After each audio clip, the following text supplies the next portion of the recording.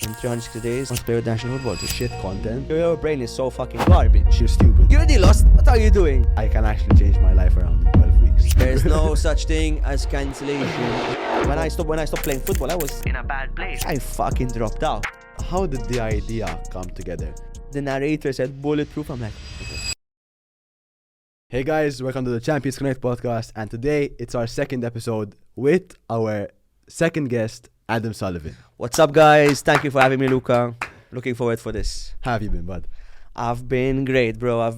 My energy is high right now. I'm excited for what's to come. I'm excited for you as well with the podcast. Well done. Thank you very much. So yes, let's get into it. I'm gonna go back to when and how we first met. I'm gonna start the story. So when Champions Connect started, I had a business partner, as you may know, and I was like, all right, we'll start this business, which is gonna be called Champions Connect. We've worked on it for a month now, and I'm gonna reach out to Adam. He actually recommended Bulletproof. I had no idea about Bulletproof. It was the beginning of 2024. You guys were actually in your peak, I think. Am I right? We had just come off, I think, 2023. We had got like a lot of athletes from abroad. We had the Baywatch campaign, and then we kind of had a bit of a late summer, like chill period. But then we started ranking up again in 2024 with Fight Island, with Exactly. Project 360. So it came in waves, you know. The wave always gets bigger and higher, you know, every time we rise. Exactly. So then I was like, all right, I'm going to get his number. I have no idea where your number came from. No idea. And I'm like, all right, I'm going to give him a call. The idea of Champions Connect in the beginning was more of a, you remember when I wanted to help athletes get sponsors? This, guys, just so you know, is a very core memory of mine. Although I'm like in my mid-20s, if someone had to tell me about this specific day we met, I'll always remember it, because what really came across to me is that someone who's, 19, 18 years old, literally pitch themselves with their idea, no matter the outcome, and it's very rare to come across nowadays. So immediately you resonated with me, because when I was your age, my energy with everything, and I still am till this day. I still feel like, I think when you get to a certain age, 18, 19, till the age 34, 35, 36, you can be the same, you can keep the same energy. So when you met me for the first time and I saw your passion, I saw the same like kind of thing. So I was like, I'll help someone out. I'll give you my 2 cents as much as I could help. I value that, because when I was your age, I never had anyone to look up to in that sense. And one of the biggest regrets that I have, although I don't like saying regrets, is that I didn't start earlier. You mentioned that too. Yes, I told you. I called you, and you were like, you listened, and I explained. You told me I'm going to call you soon. You called me, which I appreciate, and it changed many things. A phone call can change many things. I called you and you were like, no, I don't like the idea. Let's meet up for a coffee. I met you in St. Julian's, and I discussed. It was so different. You told me you were going to start this agency, and back then, obviously, like we were discussing, we were just saying that Bulletproof was kind of at its peak to what you know it, and we're like, I told you, it doesn't even work at its peak. God knows. Like, it's not about crushing your dreams. It's knowing something that I'm saving you time from doing it. And I think you immediately realized then the direction you went was already more of a content first approach. And then you started becoming, this person who's collaborating with athletes, bringing them in. So I saw that and I'm like, yes, that's, I think, your approach. I don't know what you have to say about it. You skipped a very big part. Okay, let's go. You were like, go home after like Yes. 45 minutes. Go home and search the creator economy. Am I right? Is it the exact words? Yes. And I went home. I was like, what the fuck is this? Like, what is the creator economy? And I was imagining everything. Like, for example, a building. Kollosh. I was literally thinking about anything that is not the creator economy at the moment. And I hit a podcast. Didn't guide me whatsoever. I was like, this is so useless. I went on YouTube, checked. It was alright. TikTok, alright. But there's no guide to what the creator economy actually is. So it didn't really help for me to go through it. But then I looked into Bulletproof, and I was like, this guy is hitting like the market, you know, and it's cool. Then I was like, okay, he's hitting different athletes.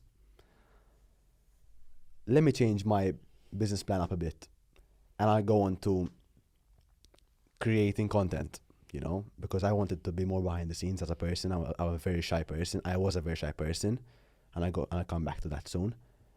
And that's where you came in. I was like, all right, this guy got the balls to do it. I went back to your oldest post, and you were never like born a creator. No, I was terrible on camera. I would tell you I did the same take 20 times, until this day I still fuck up. And they say perfection is the enemy of good, so that's another thing. Aim for perfection, but don't beat yourself up for it. What I'm saying is just fucking put the reps in. Like, even you've improved so much from when I met you. Like, even without the camera, I saw a bit of that. Obviously, maybe because you never met me and all of this stuff, which plays a part. Yeah. But then you realize that it crosses over into other things of your life. I became comfortable on camera if I'm speaking to someone in person, if I'm speaking to someone, a really important meeting. The way I communicate has improved. Like, now sometimes I forget that there are the cameras on. This is like an hour I just came from 3 filmings. Like, it's part and ingrained of everything. And you realize, okay, you reached out to me. And that's what happens when you're don't worry, when you get into the creator economy. You just put out the value, you just put out your insights, you just do shit. And then you can educate from the doing. So, like, is 5 a.m. club real? Like, is it true? Fucking do it for a month and share your insights. Bring other people in with you, do it with 2 other people.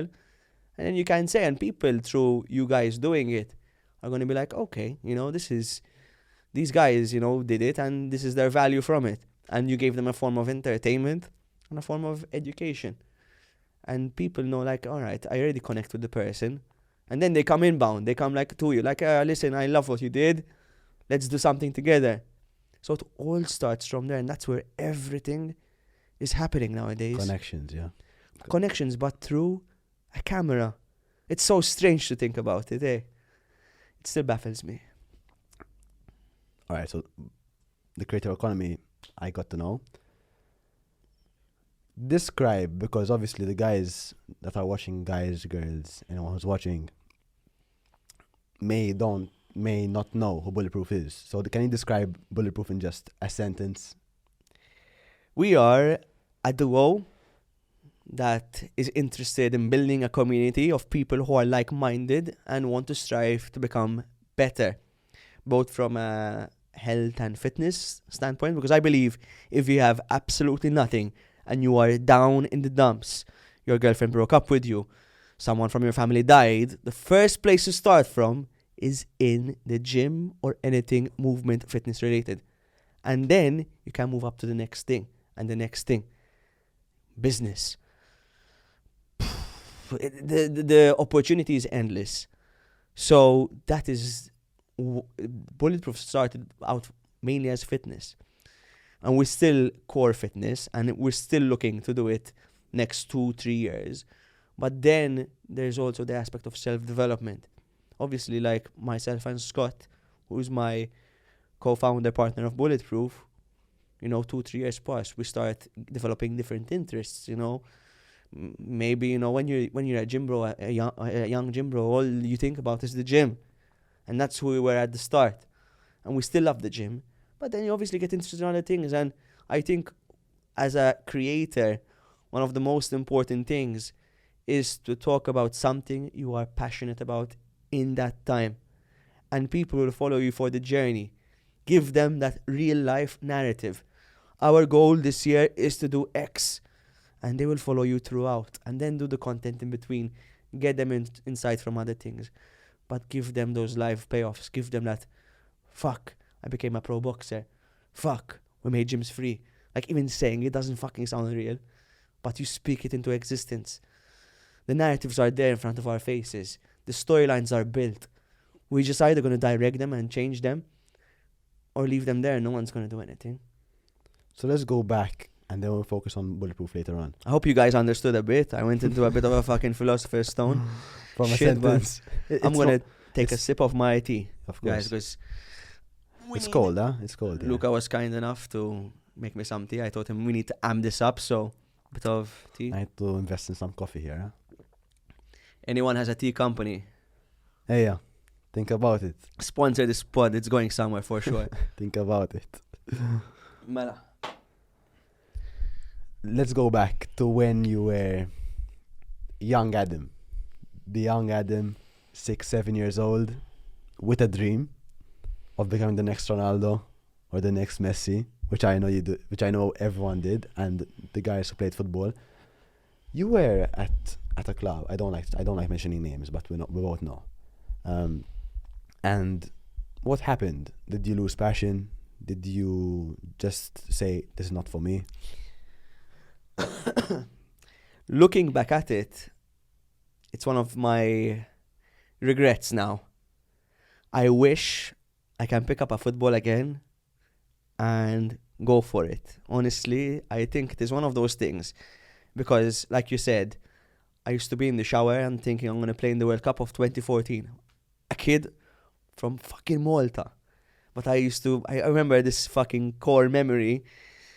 I was at a skiing holiday with my family. It was really cold. I took the hottest shower of my life. I was like 6 or 7 years old. And I was just closing my eyes thinking that one day I'll score in the World Cup and my grandparents will see me. It was such... The thing is, when I was a kid, my mom brought me up with books. And I used to read a book every week. For me, and now it clicked even more, is that everything we're saying, like what I'm saying right now, is a story. And it's like, when I was 15, 16, when you start getting older, there's the insecurities that start coming out. When you're 6, 7, you feel like the king. You have the family, you have the cousins. Life is good. Play football in the street, no fucking phone, nothing in the world. And then I realized, like, how beautiful life is. Like, I'm 26 now. And yesterday, like, I actually had this thought of, like, the experience of being a kid is so beautiful, man. It's so beautiful that sometimes you don't appreciate it enough. Like, I'm blessed to have a childhood. And then, obviously, when you go to those 12, 13, 14, 15, 16, the insecurities come through. You start getting older. You start developing where you have this bridge, this gap between being a kid and being dependent of your family and being independent, and you have to make it, you have to look good with your friends. There's this aspect of social currency.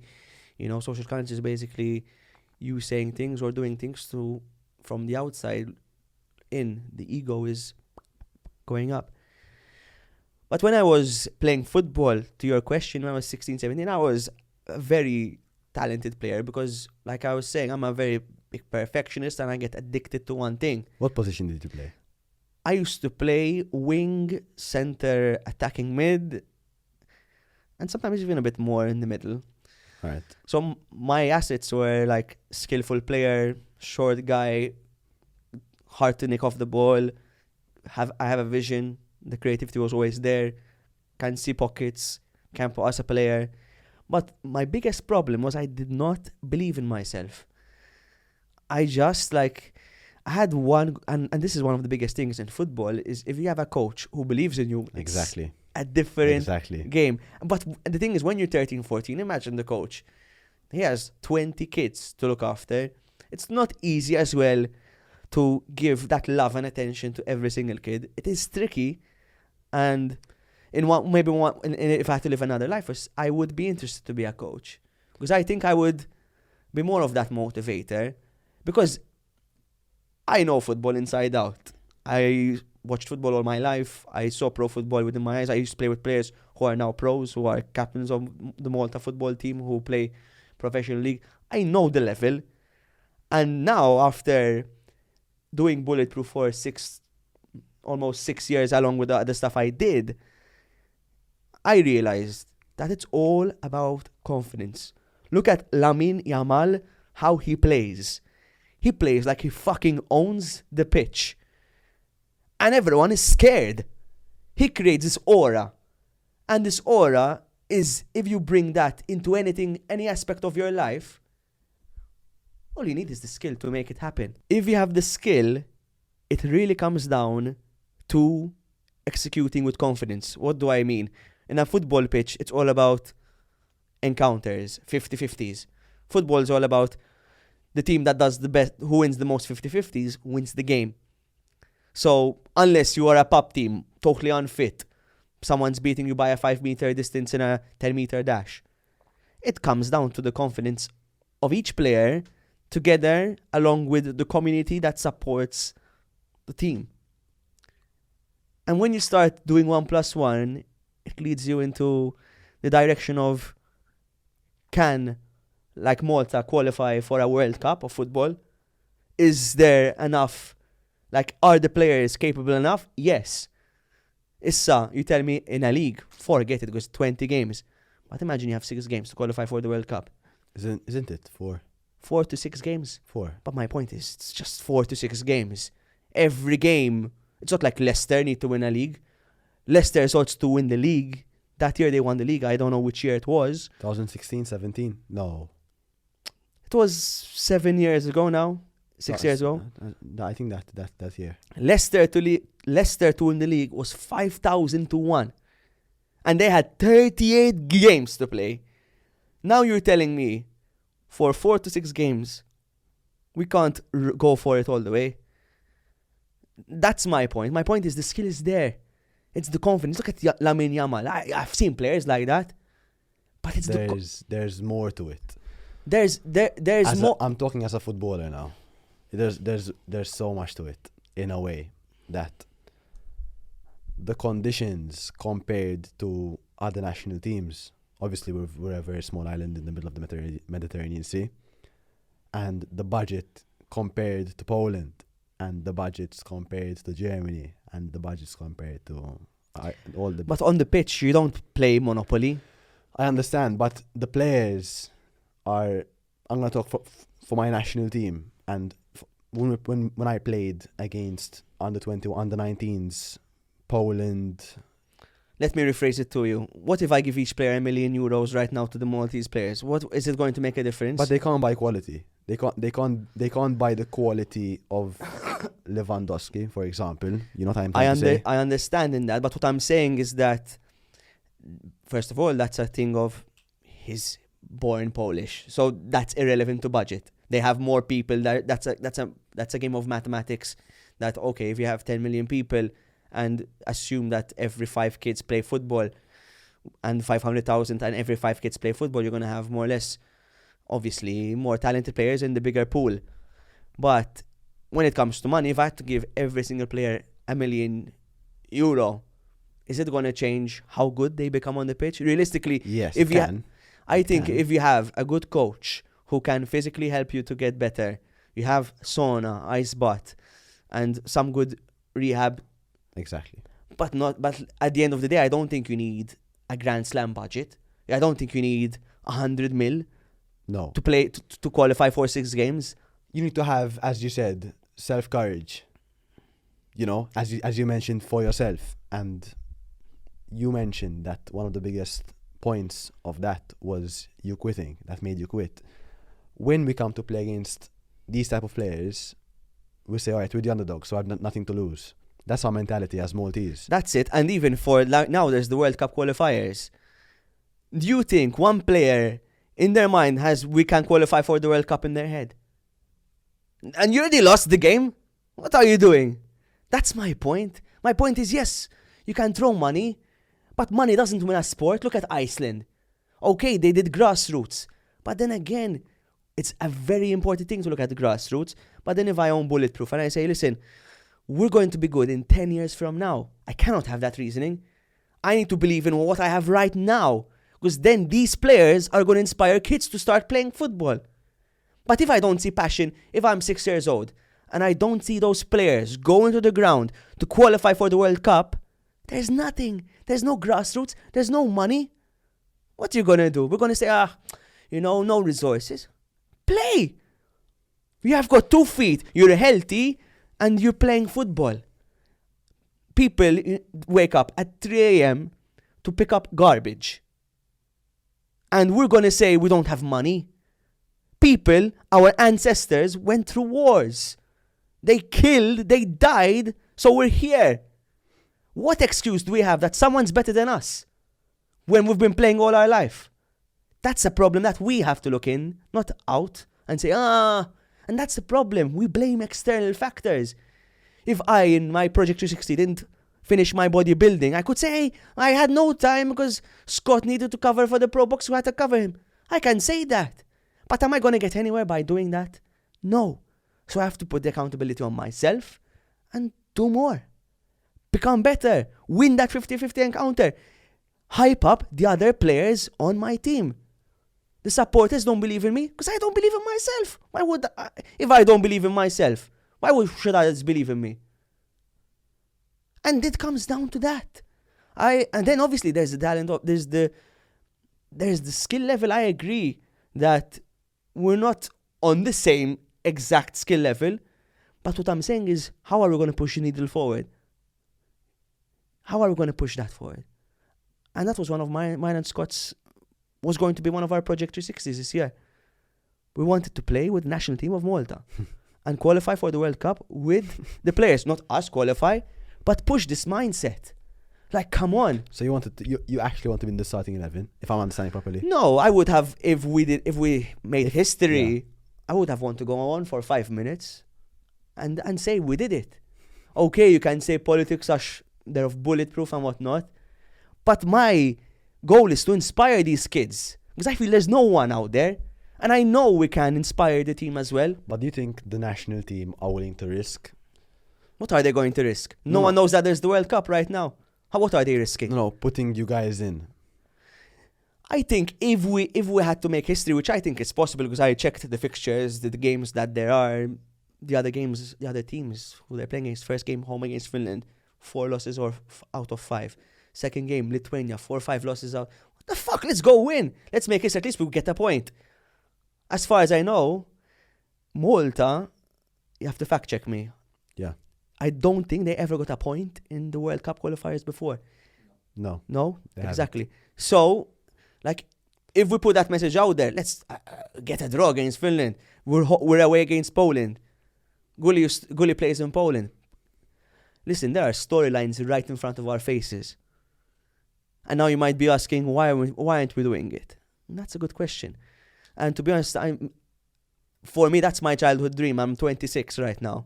If I ever had to pick up the football again, it's now or never. How do you think? You think you're rusty, in a way? I'm rusty, but I'm fit. I need to lose some weight. But you're fit in long distance, or is it more of a?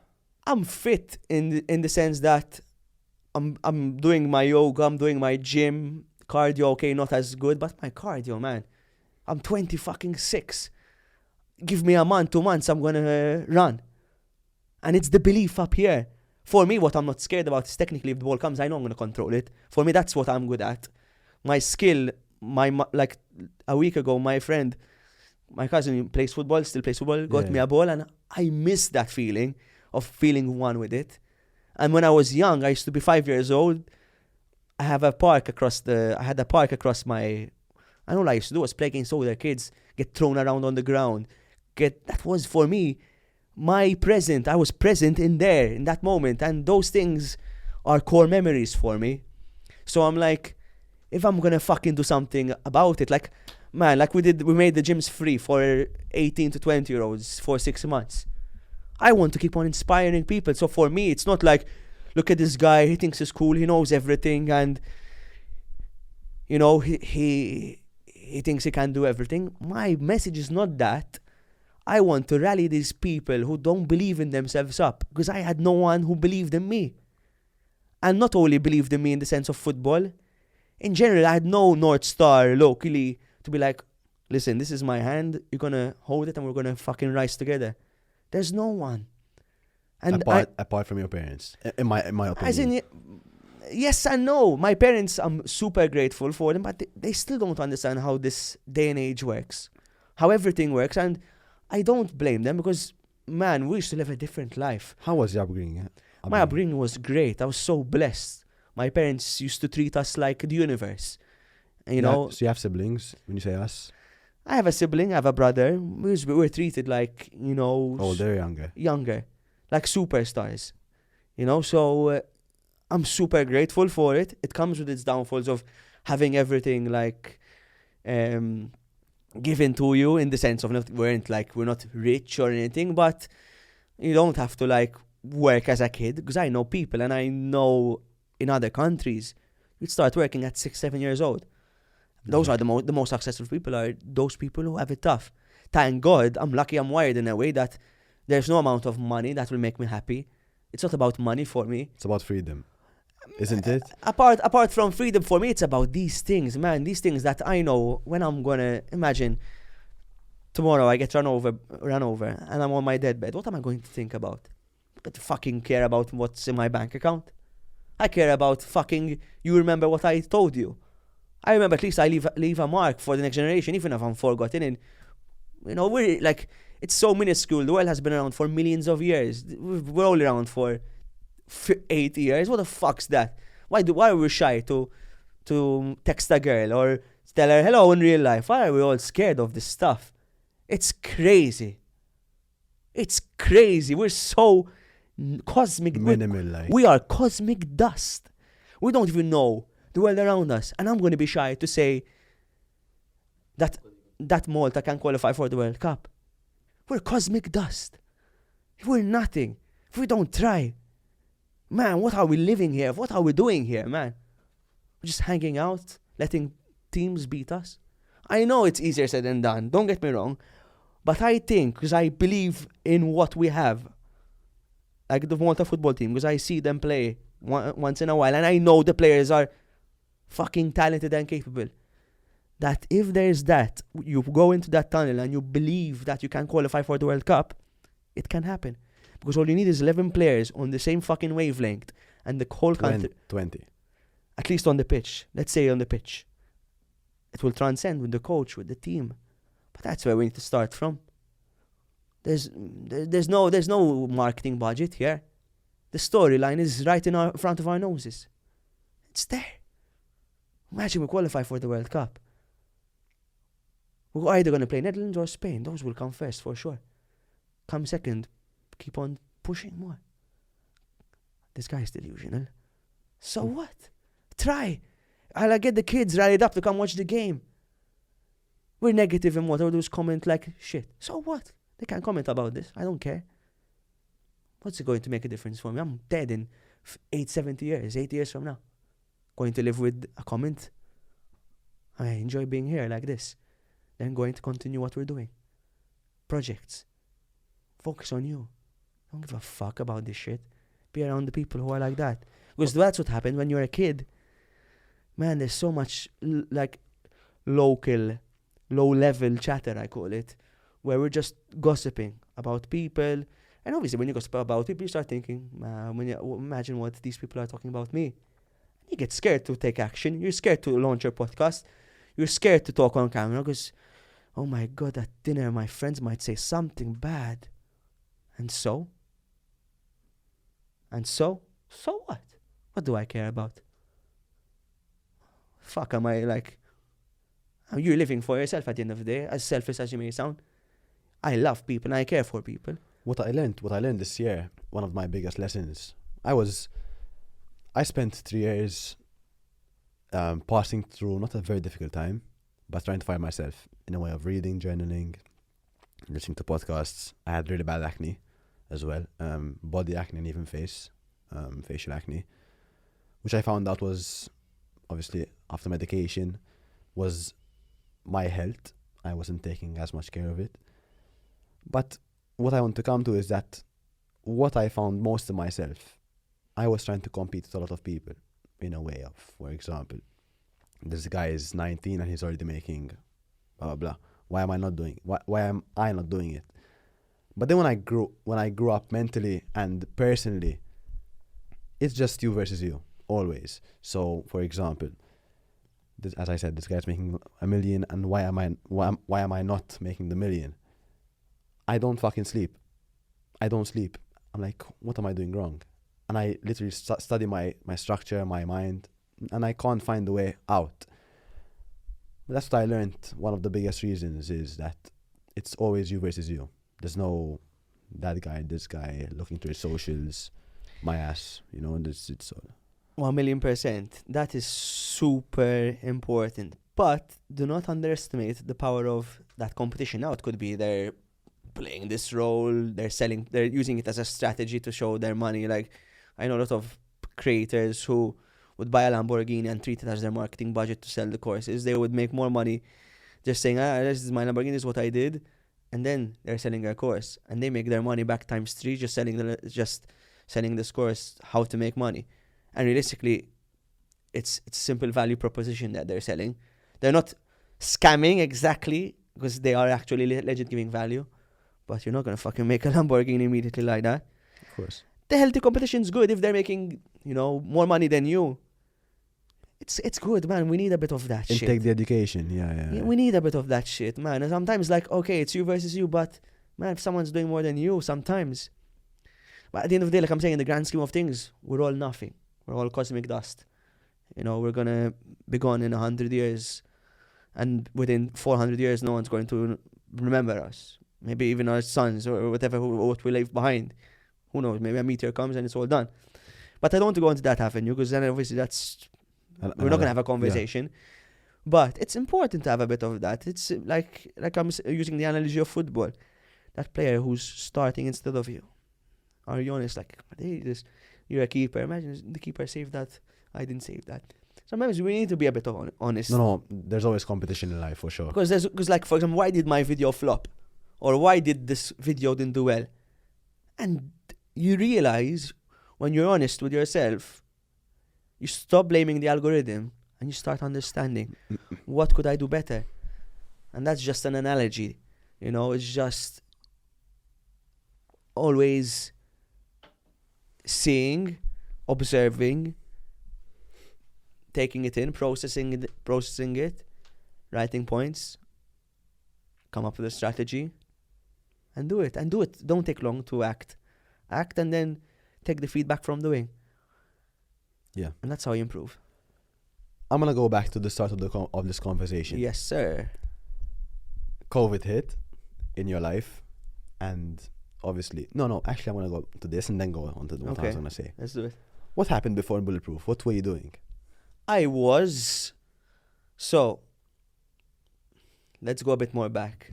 When you're a kid, what's the biggest thing or most highest status you can be, apart from maybe a businessman? Because even with my family, it was like becoming a lawyer or a doctor. So that was always my aim, because you always hear the circle inside you. So I went for my sciences to become a doctor. Didn't get my results. Did medical biochemistry, which is a bit lower. I was passionate about science.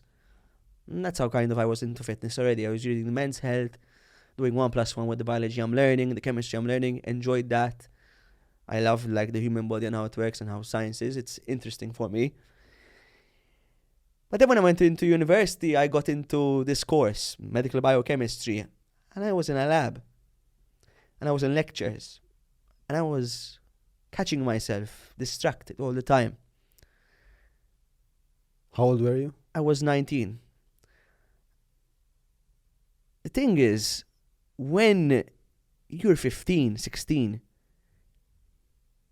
you choose what you're going to do for the rest of your life when you haven't lived 1 month of living not at school properly. You do summer break where that's not living.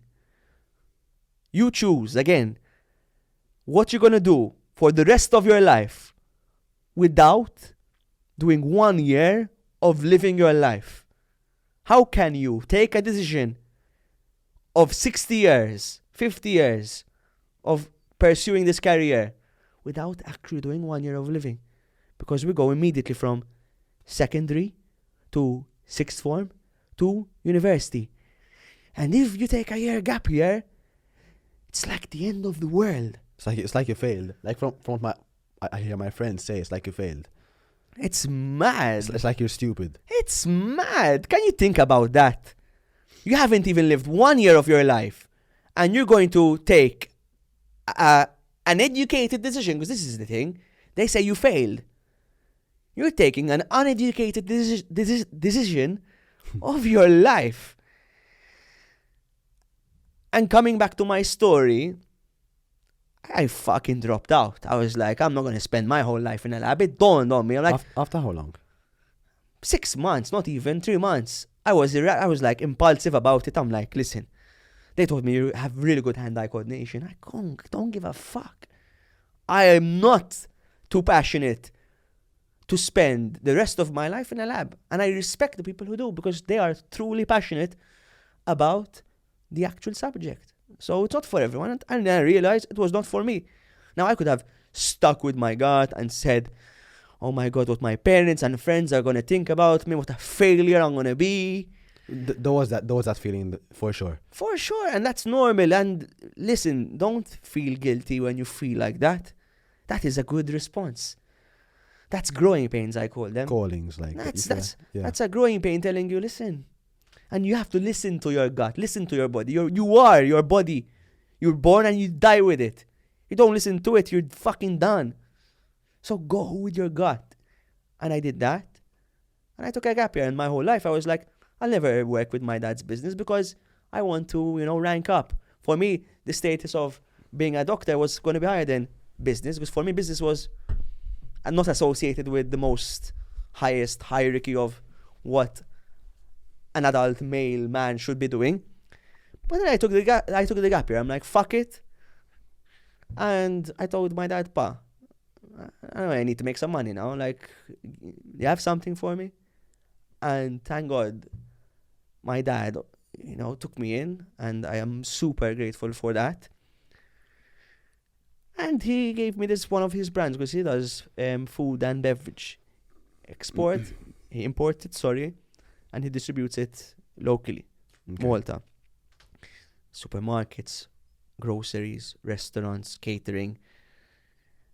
He gave me a task. He had this brand.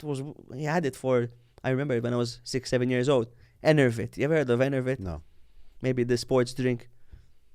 Enervit. It's like a football drink, like Powerade, Gatorade. No. No? Okay. It's an Italian sports supplement. Sorry. And one of the most popular things they had was like the sports drink. They used to sponsor the rugby team and whatnot of Italy. And we had it in Malta, and he told me, listen, you're going to go door to door and sell supplements in pharmacies. Obviously, you think, it makes sense, people so who much are fun.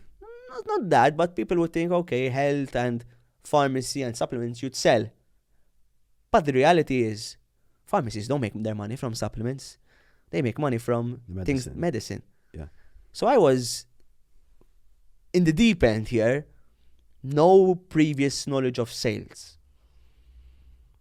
I literally spent 2 years in a lab, or a year in the lab. So I was a bit shy.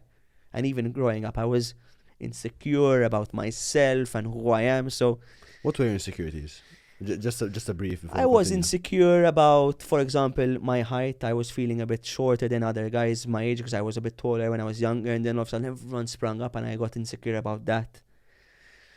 The normal insecurities about feeling disproportionate when you're at an awkward age. I mean, everyone goes through that, but when you're younger, it's amplified more.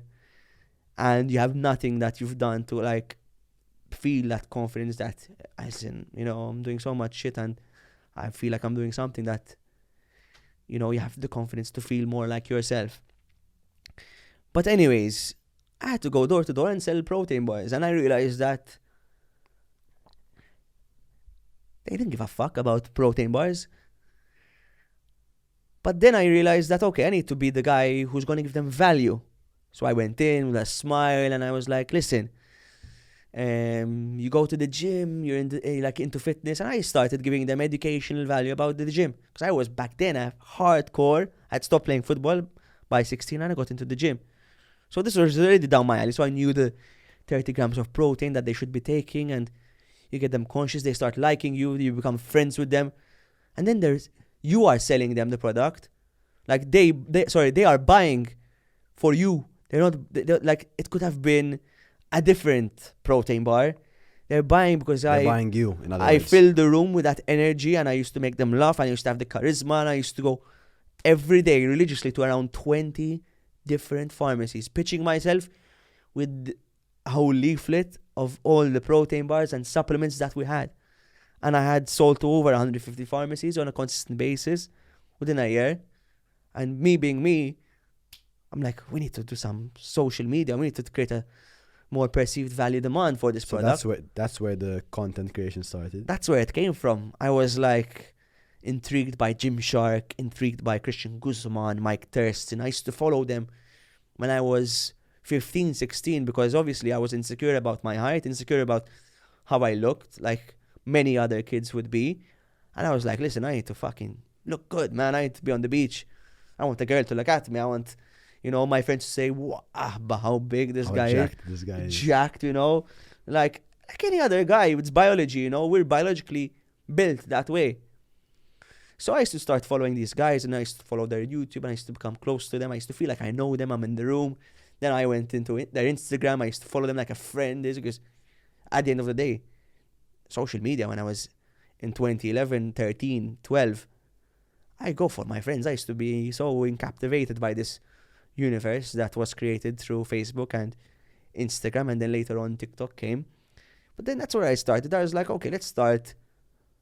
I just started to get some friends from football, from gymnastics, from different sports. We were like, And do what? we used to create content with the protein bars. Back Alright. then I was like looking at Gymshark, they realized the clothing, and I created the same exact model. Just ammunition of content, going out, some sponsored boosts. Then we started improvising with videos. Then we started creating campaigns like ambassador. Do you have what to show us? I could find the page, like if you want to see it. Like we had some Show me, show me. I had really some good videos as well back then. Show me. In the sense Because of now I'm like, I want to see the startup. you can, of course. You know? So I'm super thankful. Like my dad gave me this opportunity, because I wouldn't be here today. It all starts with a really not stupid story, but in a way that it all starts a very unique one, Yeah. I mean, that's the thing, man. You just have to fucking go and do it. And you learn through the doing. You get the feedback if you like it or not. Is it still This is the content. is the still page up and running? It's still there, but it was different. Can I see? Yeah. You mind if I see? We used to do protein recipes. I used to get the Gymshark YouTube and all this. I used to see that, and I used to be like, Alright. it works. Do what works. If someone told you he made $1 million versus someone who made 10K, who are you going to follow? Alright. The 10K? I like this. Quality was there for the start. It was a different era. It was 6 years ago. So there- 60 REM. No. 6 years ago. Ah. So the hooks were in the same. The content was a bit different. It was a bit slower. Who took the photos? We used to have. I used to have some guys do it, and then that's how I had met Drew as well. Drew was one of our original founders of BulletProof, We had spoken about this. It's a really cool and story. Scott was my friend. I had met him again because we used to play football together when we were kids. Some good stuff. Until we were 15, and then I met him in the gym. I was literally. I said it on our close friends yesterday or the day before. I was at Reflex before, at the old Reflex, if anyone remembers about it. That's you've been training for a while now. And I was ready to sell my new protein bites. They are like these really cool, delicious protein product. And Scott was working out at the gym. I was like, oh, Scott, illi ma narak kif int? And he was saying, what are you doing with the protein? I was, I'm doing this. And I asked him, what are you doing? He was doing his own art He startup. was doing some art, right? Exactly. From And obviously, we clicked because we're both guys who are young, who want to prove ourselves, who want to make something out of ourselves. How old were you there? I was 21, 22. 22. But just a bit older than you. And then we started going to the sauna together, the gym together. And 6 months later, COVID hit. And I brought the gang together. I had Drew, Drew. What was... because every story has its own story, unique story. How did it actually? This is getting a bit too sexual now. This is going too high. It happens. Guys, so much. subscribe to the Premium Plus version in our part 2. I want to talk about something like that as well soon. So we're going to that shortly, which we discussed before sitting down here. How did the idea come together? Because mine was over a pizza. It's so simple. How did yours come together? Between 3 people. It's not saying 2. Between 3 people. The story, every story has a problem. Now, what I was doing with my dad, with the supplement brand, wasn't all sunshine and rainbows. Of course. There was no internal issues with my family or the company. But I felt a bit limited with what content I could create and put out due to the brand guidelines from the actual mother company. So Enervit had its ways of going about the brand, which obviously is a standard thing. But for me being 21, 22, I was like, I have this crazy idea. But the brand wasn't his. So why would he spend money, if it's not exactly entirely his? COVID came along. That was the opportunity. I was like, imagine I can create a brand where I can do what I want. I want to create this content. I had all these ideas, but I couldn't create them because I was limited to always having a certain supplement in the thing. As much as I loved supplements, I felt like my universe doesn't end there. It's just one part of the universe. So what I'm understanding from a very short point of view is that Bulletproof wanted to start selling supplements. No. I was a bit restricted with what I could do with the supplement brand I was working with under my dad. Right. Not because of his restrictions, but due to the mother company. So I felt like I could do so much more. But we're limited due to their budgets. We're limited to what we could do, guidelines. And then COVID came. And I can't sit still for 1 second. I'm like, I can't stay home. I can't fucking do nothing. I need to get on something. The pharmacies were closed. The gyms were closed that I was selling to. The supplements, I was still like working on it. But then I started working on Bulletproof as like on the side. But how did it start? What was the... COVID, I'm like listening to an audiobook of David Goggins, Can't Hurt Me. Like I wasn't in a state of my life where I was depressed or sad or anxious, but I always knew I wanted to do more. And then I came across David Goggins. And I liked going for a walk for an hour and like taking in someone's story. I was telling you, I used to read a lot of books. For me, life is built about stories and we're always in the story as well. And I'm like, this guy really inspired me, man. I want to create something bigger than just what I'm doing with the supplements. I want to create my own universe. I want to create my own like community.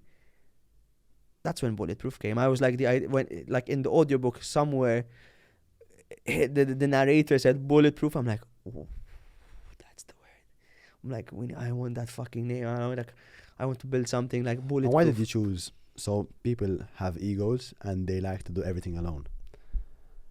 How did you pitch the idea to Scott and Andrew in the beginning? I said I felt like there was no... Like, I felt like everyone was trying to sell something on social media. Was it a call, though, or a meetup?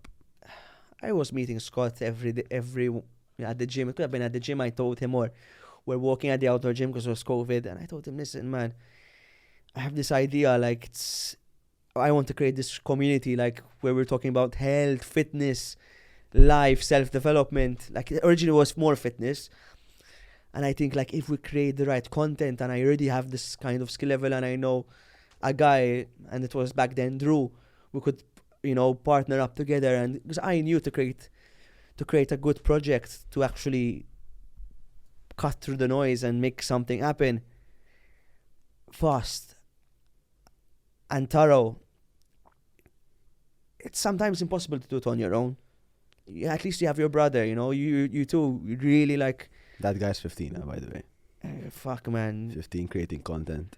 It's crazy. You have 2 videos that hit 400k. I have 1, 2, no, just 375. Like it's not the greatest video, but the content is there. Where? Insta. Instagram 371 and 358. They're really short. And then you see me editing, scripting. Are you posting daily?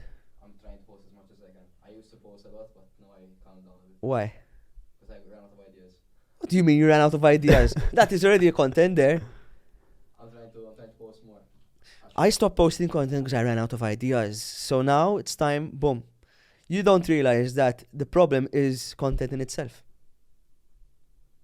You are running out of ideas is content in itself. People want to, people That's a whole series. people realize that when they run out of ideas, they're like, scramble.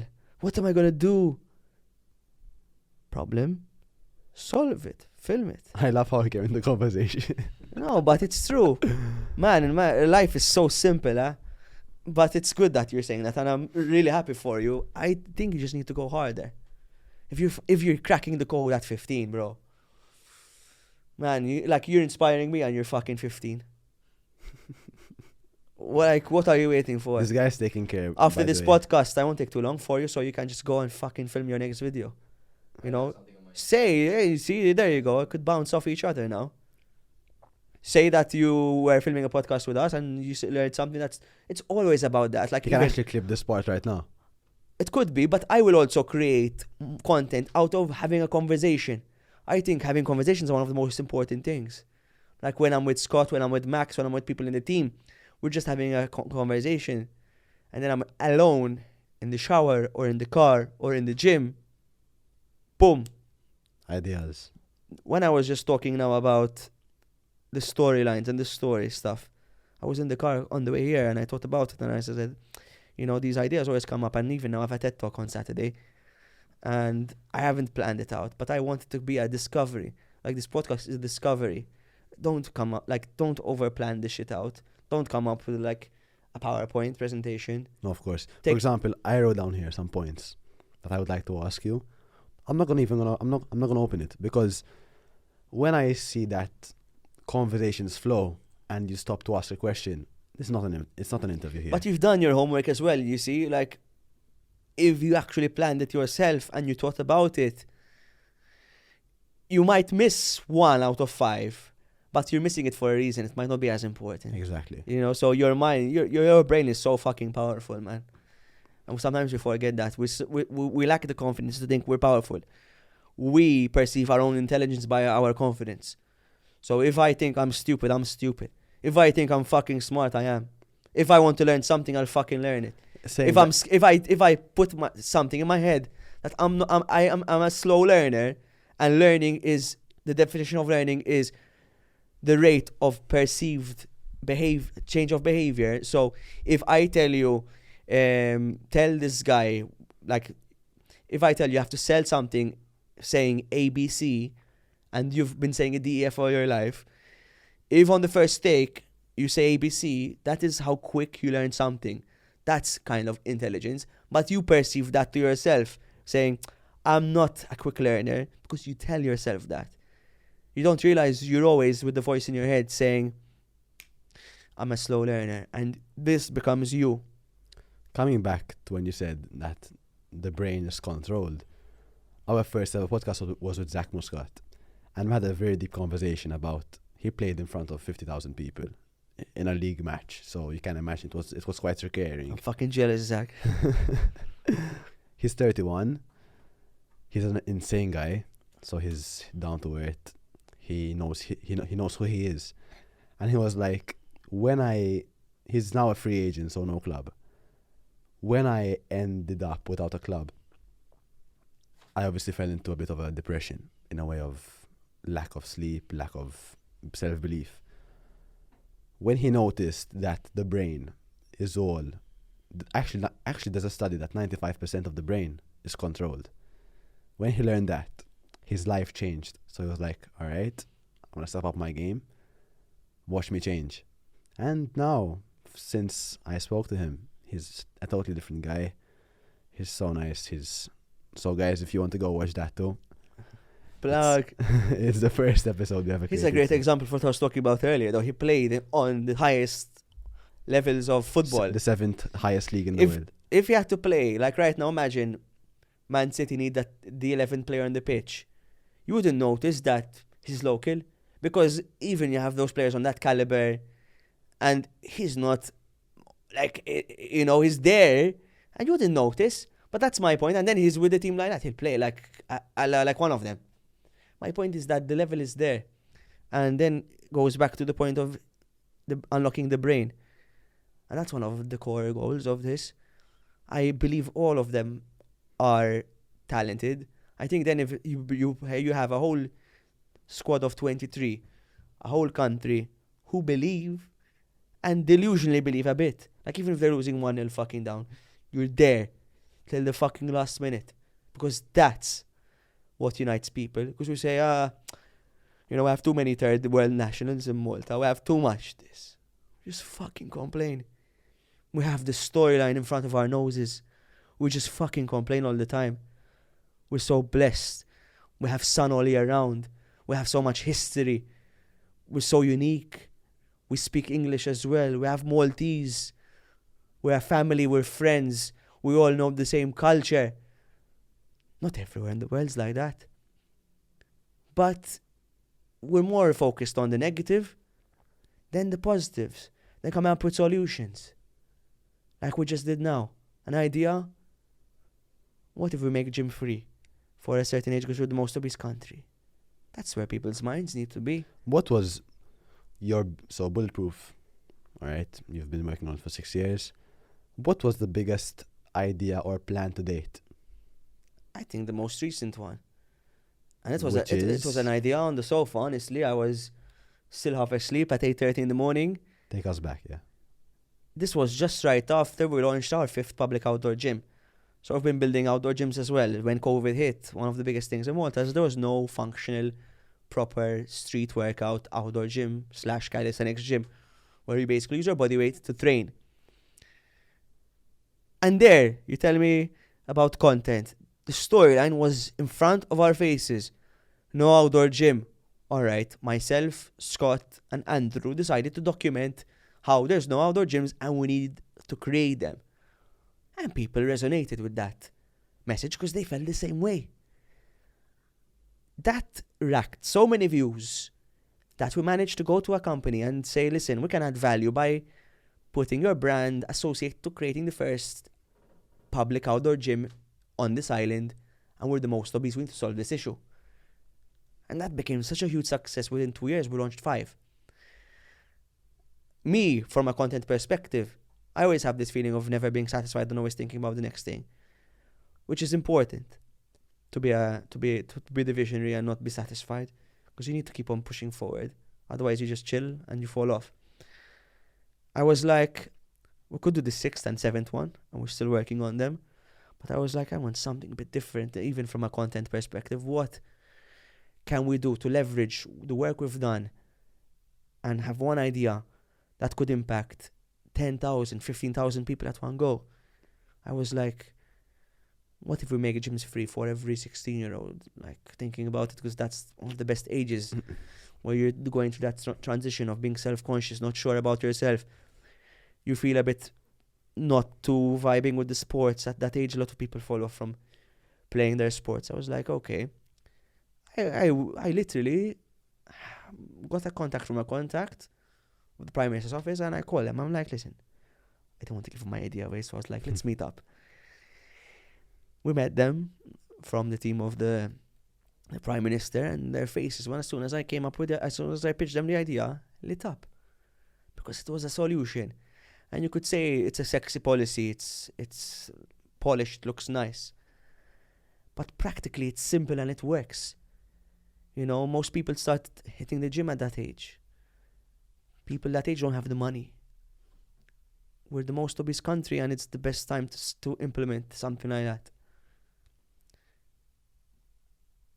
It worked, you know, and now we're implementing it in a month from now. It was a hit when we announced it with the Prime Minister, the former bodybuilder himself. So grateful to right time, right place, that the Prime Minister happened to be an actual almost pro bodybuilder, but he didn't pursue that career.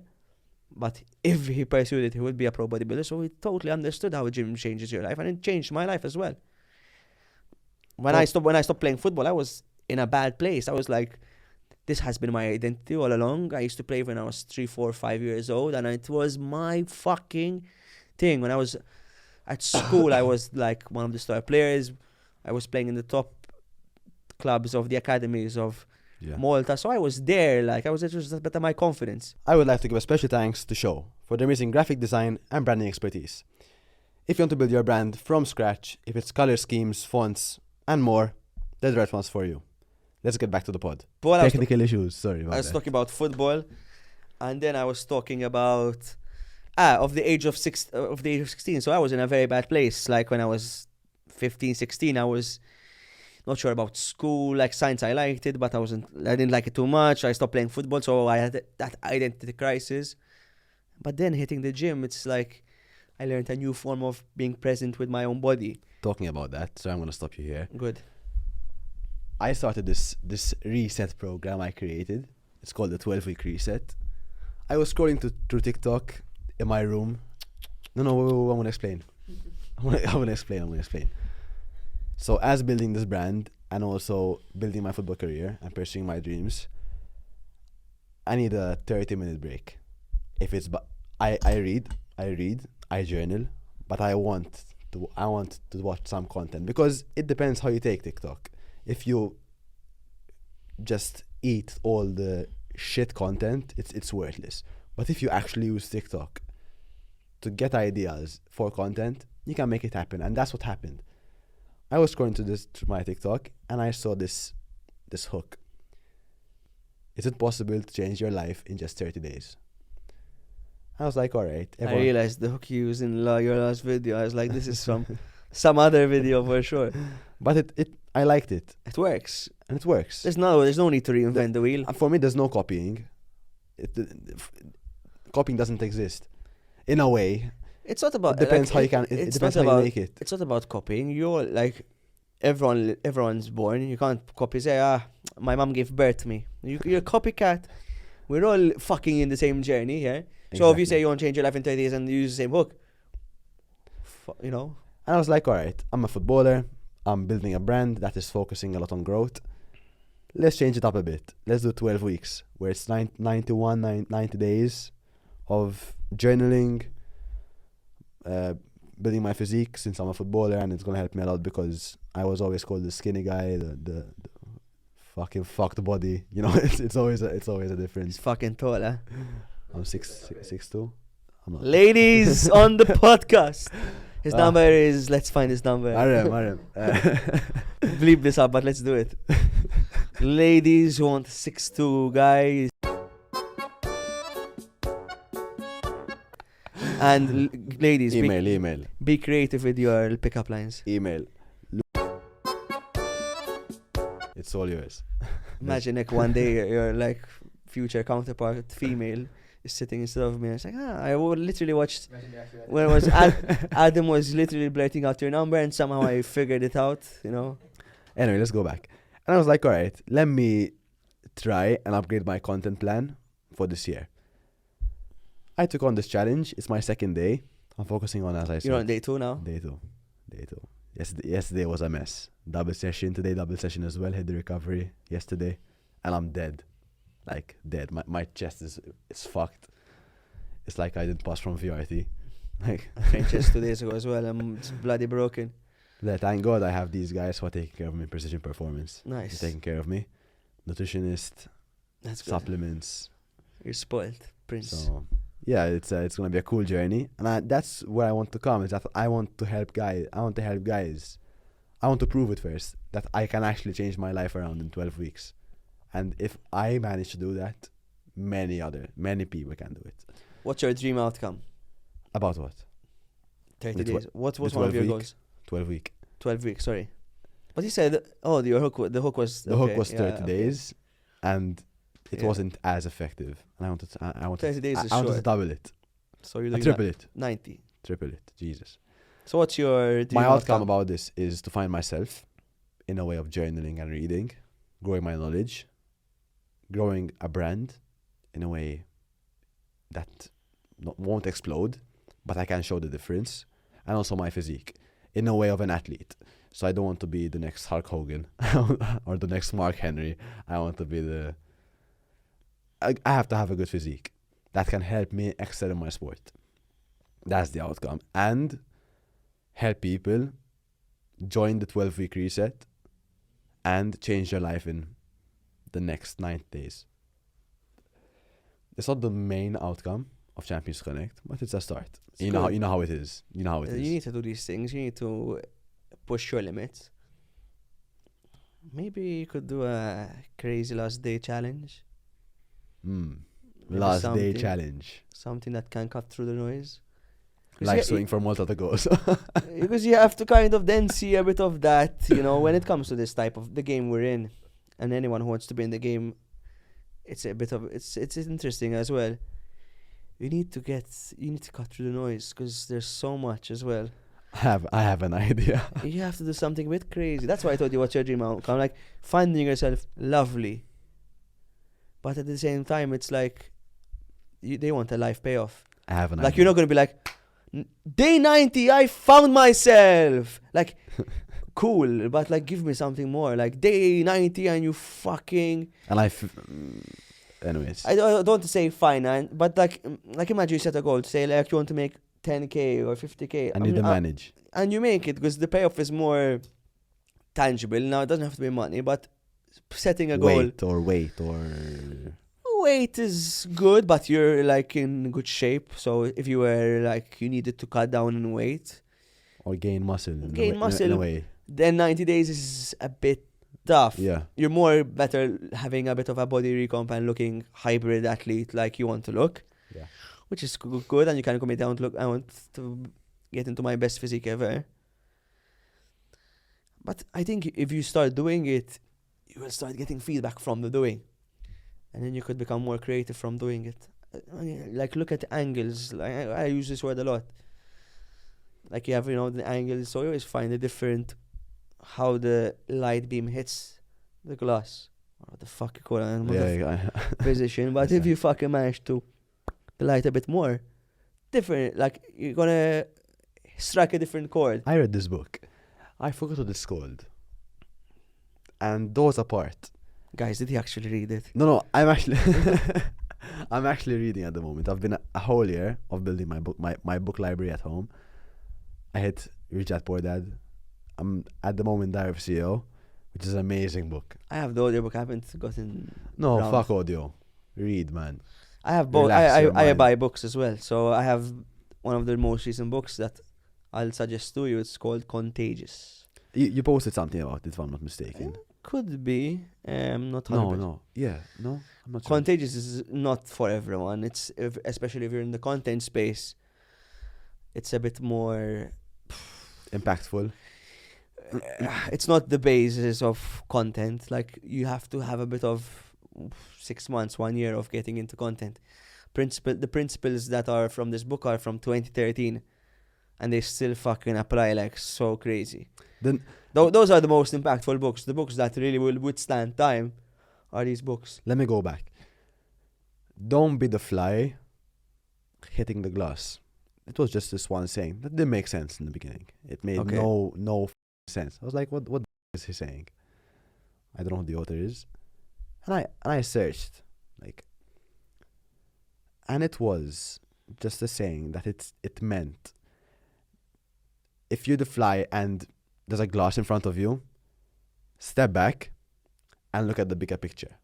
Because when we're in the car or when we're at home and you see this fly hitting the glass, pounding the glass, and there's an open here, fly back, see the bigger picture, and exit or enter a new door. So it helped me a lot, and that's what came to.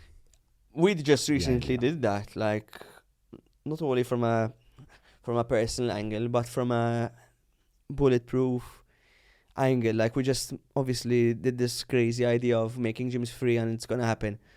And we're like, listen, even with Fight Island, with what we did with Scott and the pro boxing, you realize that you're literally directing reality in real life time. Like had we not opened our mouth about it and created content on it, we're not impacting 15,000 kids and the future generations that come up.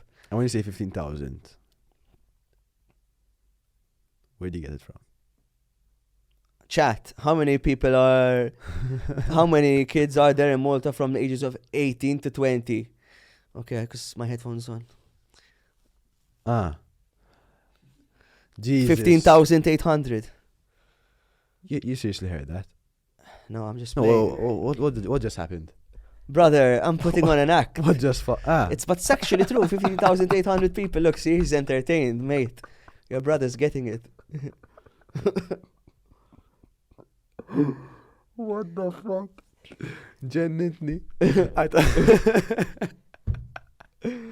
I thought it actually happened. I was like, what the fuck? If you know, you know. But it's true. There are 15,800 18, 19, and 20-year-olds. So people born, kids born, teens born 2005, 2006, 2007. They're going to get the first 6 months, you see, of gym for free. It's a voucher going to be subsidized by the government. It's going to help the health and fitness economy industry. Hopefully. For sure, not hopefully. The money is going into the gyms. So it's going to lead to more gyms, more demand for a gym, and the word gym is going to be top of mind. So what do I mean by that? Now let's talk about content. When you're coming to marketing gyms, the gyms are going to sell so much more memberships because families, friends, the word of mouth, that's going to travel from this concept. And they're like, let's just do it, and then if I go, I go. Many of them do it. No, but the word gyms is going to be searched more, going to be talked more. The budget, imagine, like let's take 10 steps back. We did not do the campaign or did not bring our idea to life. The government didn't listen to us. It's just another year. But now, because of this, it's being transmitted. It's like a virus. This is the book I'm reading, Contagious. Because it's top of mind now. It's a trigger. Same thing with what we did with Scott, with Fight Island, with the pro boxing thing. As soon as Tyson Fury was in Malta, we created so much content that it set off a trigger. Flaky's going to sign the contract with Fury. We're creating content that is not just living on social media, but it's living in real time. It's living word of mouth. It's being transmitted effectively. Going back to Fight Island. And that is the stuff. You don't realize that as much as you think what you see on social media is the comments, is the word of mouth, we're not putting into picture how many times that your brother would have spoken to his friend, not football, his mum would have said something to her friend at tea, at lunch. We don't have record of that. We have record of what we see on social media, and that's only like a 15% picture of the full spectrum of where the words being transmitted. And like this guy in Malta with the toast, everyone saying away, away. Imagine at school how people are just saying that. Like it's a virus. It's content. And that is the most important part of what we're doing. We're directing reality, and we're directing this industry. Because I don't own a gym. I don't have a gym. But is it one of your goals? Right now, no. But in the foreseeable future, it's one of my dreams. One of my dreams is to own, potentially, our own hub. What is... Okay, I'm gonna ask 2 questions before I forget. Just a small hint. Fight Island Season 3. So, Yeah. I could say, as in... clearly, this year, like I'm telling you, one of our things about Bulletproof and the brand, you can see all the fluff and all the drama that we create. That's important. It gets people talking. We're going to launch a Fight Island bootcamp, where basically anyone who wants to change their life or fight can enter this bootcamp. Now, and what is in the boot camp? it's either you have a decision to make. All right. If you enter the bootcamp, you can take it. It's 10 weeks. You can either go full on and use it as your self-development journey to become fitter and healthier, or you can do that plus take on The a event. fight, we're going to have Fight Island ranks, which is going to be like UFC qualifiers for the main event in season 3. So All right. there's going to be the boot camp. We're going to create the storylines. We're going to have these new characters come through. I have no idea who's going to be in it. Yet. In the boot camp, we could have the new flakies coming through. And then they take part in the ranks and they qualify in the actual Fight Island season 3. Is this supposed to be launched?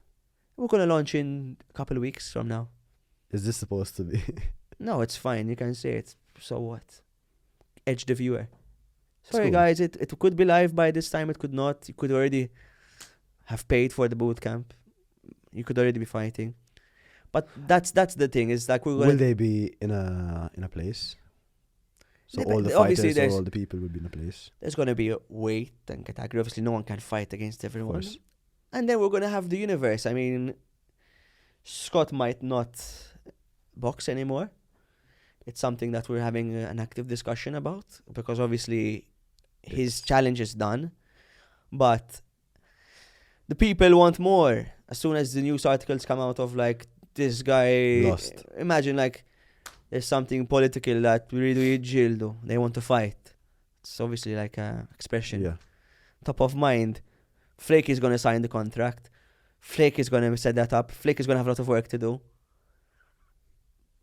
It's crazy how And why boxing?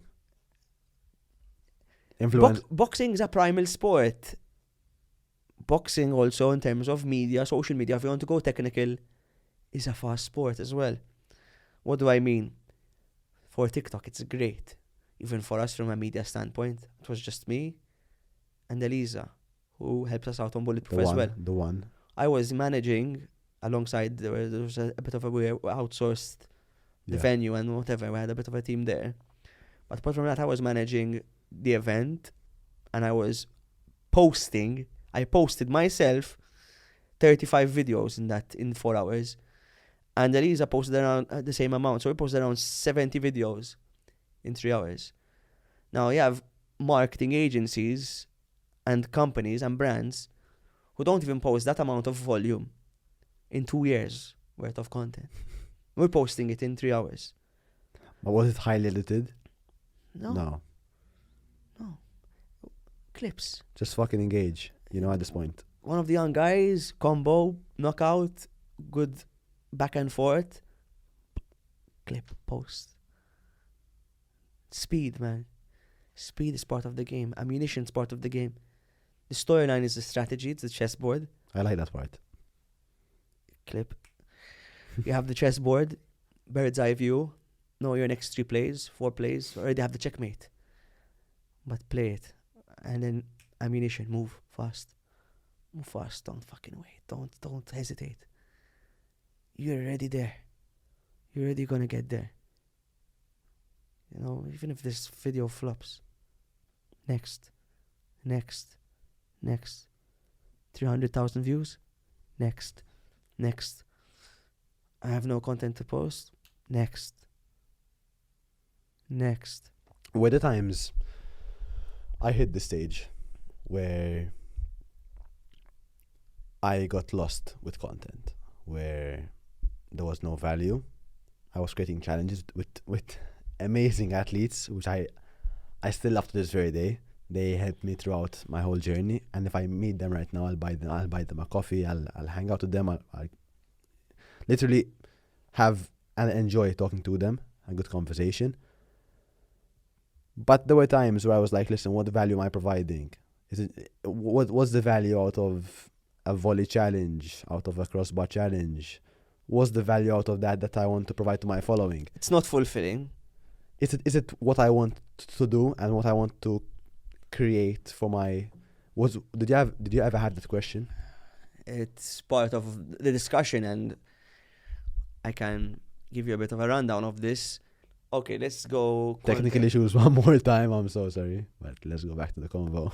Yes, I mean, finding purpose in content is one of the biggest things, because with Bulletproof, one of our biggest, you could say, mistakes was trying to create too much of a variety of content. We're like, let's do this idea, let's do this idea. And sometimes when you have so many ideas, what happens is that we would have a video of someone who has a really inspiring journey, and then a video of us with like a world champion of calisthenics doing a prank. And I remember it in Valletta. and the people who are following or engaging with that type of content are going in for the value of entertainment. And is it the following you want? Because you had mentioned And this at is lunch. And this is where we're at, because people who want value of entertainment still might want to self-develop. So they are the people who will need it. But there's no stratospheric plan of how you're going to get it. So what we're kind of doing right now is we're going to split up our accounts a bit. So we're going to have like an account which is going to be called More Bulletproof, which is going to be all the fun shit, all the challenges, the fitness challenges, the pranks, all of this stuff on one account. Okay. Then we're going to have the Bulletproof Boys, which is like, Another Instagram page. that's how you're going to be a YouTube All right. channel where we're going to have more of like the side quests, building the brand, the vlogs, more of that unique connection along with the mission. And then we're going to have the main Bulletproof Culture channel on YouTube, which is going to have more of the life-changing transformations, the active podcasts we're calling them, where we're doing a podcast, but we're in this person's lifestyle. So if this person went through a changing transformation in the gym, we're doing a workout with them. We're with 3 cameras. We're working out, but we're also having a conversation. All right. If we're with an entrepreneur who built a $1 billion business, we're in their environment. Yeah. And then we're going to most likely do seated ones as well. On the main Bulletproof Culture Instagram, there's going to be the Bulletproof Boys and the Bulletproof Culture as one universe. And then the More Bulletproof is going to be its own thing. Because at the end of the day, the audience, maybe some people from More Bulletproof might be interested in the Bulletproof account, because they might feel like they want to do the Project 360. They might want to get value from all the stuff we're doing. So we're going to split it up in that sense, because then when you have education and entertainment together, it gets a bit tricky. Like you're talking about your volley challenges and that stuff. Some people might, Used to get the views, huh? I like doing the challenges as well, don't get me wrong. Like, I enjoy doing the pranks. I enjoy, like, the content, actual creating that type of stuff. It's fun in itself. You don't get bored doing it. It's not as fulfilling, because obviously that's entertainment. There's a level of how deep you can go. But now we're starting to find a new recipe as well with the entertainment. So we're also going to bring entertainment onto the education, but it's going to be must. So it's going to be asking the unanswered question style content. So imagine I want to do like 5 a.m. for 30 days. Instead of saying, I'm going to wake up at 5 a.m. for 30 days. Instead of giving you context like that, I'm like, is waking up at 5 a.m. for 30 days going to make a difference to my life? And now I've hooked you in a different way. So I'm going to go through the storytelling of, so day 1, I felt a bit, I couldn't wake up in the morning. But day 2, I started improving. And then by the end of it, when I actually do the 30 days, I'm like, and after 30 days, boom, and I give you my verdict. So you're going to be entertained by me telling you the story of my 30 days of waking up at 5 a.m. And I'm going to give you that education from doing it. So I'm going to have my perspective from doing it. So for example, is 48 hours of fasting overrated? Everyone is doing it. But is it really worth doing it? And you're like, but I'm hooked now. So I'm giving you that bit of entertainment, but I'm asking it with education. When you came in to the studio, I'm already going the voiceover. It's 5 a.m. It's ready. It's ready. Give me the voiceover, send it, let's It's ready. run the video. When you came in, you mentioned, I don't know how it came. The conversation came. You were of the guy. Of the viral toast guy. No. Yeah, but how did it start? How did the conversation start? One of my friends from the UK. Yeah, exactly. He's been creating content for, how long has it been? 6-7 years. We met him in London. We had done a collaboration with Yaz and Nathaniel Messiah. I was the videographer, and obviously we hit it off with him. His name was Josh. And we came to Malta twice. We did some lift-offs challenges with him and Nathaniel, and he was filming for them. And obviously we follow him on socials. And then obviously this lady started going viral, Bonnie, and she was doing going with 1,000 guys, and obviously that's fucking that's gonna cut through the noise. Like the question now is, what like everyday people think like, how crazy are we going? But then I ask myself, because I'm in this game and I know how the tricks. I know how things work. It all could be a stage set. You think so? Interesting, huh? No, I haven't. I don't know the detail of if they have a whole exclusive live stream of the act of 1,000 people or 100. I don't even know. But it's like the same thing of the viral toast. Make a toast that's $9.99. Everyone's going to talk about it. And then obviously his character came through like crazy. And so this girl knows how to articulate herself really well and knows how to. So you think it's a game? It could, as in they would be still like engaging in these things. The act still happens. In the acts, but not most likely. As in, they are like models, OnlyFans models, right? So they're still filming content. But there could be a level of they're actually not doing it. They could just cast 50 guys, tell them to wear the masks, fill up the room with condoms, tear them up, make them look used, put the lights, get guys going in and out. Fuck knows what's happening. Do we know if it's real? All people think it's real. Who knows? And now she's... Or is it just a game? Or is it just a story? And she's using it as a lead generator for people to know about her. And the relevancy. But the thing is that there are so many girls now doing OnlyFans, even guys. How are you going to stand out? You know? Create a story. Like, okay, there's a limit of how attractive and of course it could look. Like, you could always push the needle, but there's a limit. So then they come up to creating storylines. Which is very, very intelligent. Which is what they did. They crafted a narrative. Now, if that happened... if Josh, brother, if you did it, man... Fucking hell, huh? Hats off, you deserve your cut. Let's try it, huh? We do it.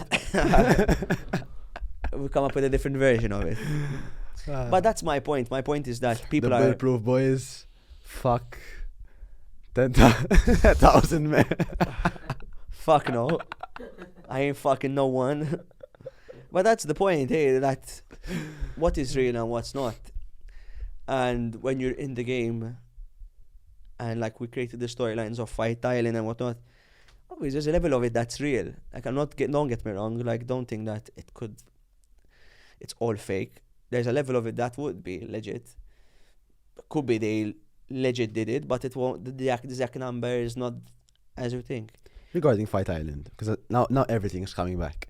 I attended the Fight Island season 1. I couldn't attend the other one because I'm in the game as a medium player now. I'm not the master. But I came for respect, and because you showed me respect, I showed you respect. And just before the fight, 4 hours before the fight, there was a bit of a problem. Yes. No, not for me. For you guys. Why? With regards to the fight of Bella and Keon. But that was on a different Fight Island season 2. As well. What exactly happened? Not for me, for the viewers. I already went through this. Just a brief. They had this opportunity. Now, you know, if people don't like opportunities, then they can comment how much they want. But they had this opportunity. They leveraged their platforms from Love Island. They leveraged Fight Island's platform that was already built through the narrative of what we did with Scott and the champion local boxer Steve Martin. So my guy. I love him, huh? So we combined... Insane guy. He helped me so much. So we combined that huge... It became a huge lever. And since they had this lever from locally, like Love Island is mad. Like people are...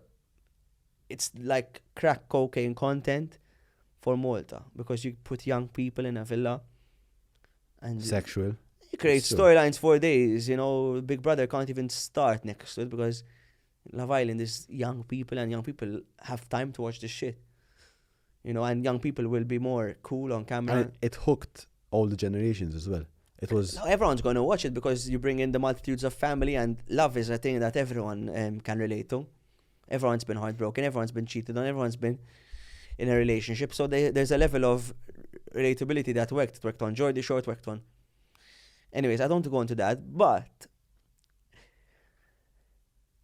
why does Love Island work, and why didn't this play work with them? And I understand why Love Island is successful, because in the villa, you do not have access to a phone. You have the phones that you can use to take content, but you don't have outside. criticism or You don't know what's going on the outside, so you're frankly yourself. Now, that was not in our favor on Fight Island, because when you're posting this content active, when we are creating the storylines and building up this fight, there's obviously, the crowd is going to lean towards more to one person. And when you're like a young adult, obviously, and even us, the comments, could get to you. So there was a bit of that element.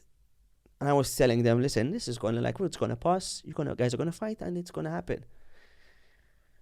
And I told them, listen, if you want this to go crazy and you want to create something historic, because you've signed up for it, you've trained all this amount, they had a cut on the pay-per-view. I told them, if you want to now leverage that, we set up the storyline where we were getting hundreds of thousands of views combined. And we had, let's use this analogy of people ready to jump off the cliff. We had 100,000 people to jump off the cliff to watch the pay-per-view, because obviously you can't fit more than 2,000 people. Yeah. And we needed to pull the trigger. The storyline was there, but at the end of the day, the views do not translate to being so on the edge of your seat to watch them fight. What the fuck moment, So we needed to pull the trigger where we said, listen, one of you guys, this isn't like in anything in life, there's a wager. You build a wager, you create a wager, like you see it in Mr. Beast. If I'm not sure, shave the head. Or I told them, listen, it's the most thing that we can do live in real time. So people who are watching the fight are going to get two payouts. The first payout is who's going to win. And then we're going to over-exceed their expectations. This is out of Mr. Beast's playbook. You always over-exceed the viewer's expectation. And then you're going to see one of them shave the other person's hair. And this is going to be like sportsmanship. We used to do it in football when we were young. Of course, I did it. Yeah, try find it right now. I'm going to show it to you. You're gonna leave. But that's the recipe of how pay-per-view works. Pay-per-view works where you have 100,000 people. How many are you going to convert? Now, if you pull the trigger, you'll convert 50%, which is, for them, worth their fucking time, because they had 10% plus on all pay-per-view revenue. So there was no thing of a profit. Basically, what I mean, I hope everyone understands what sales and the difference between sales and profits is.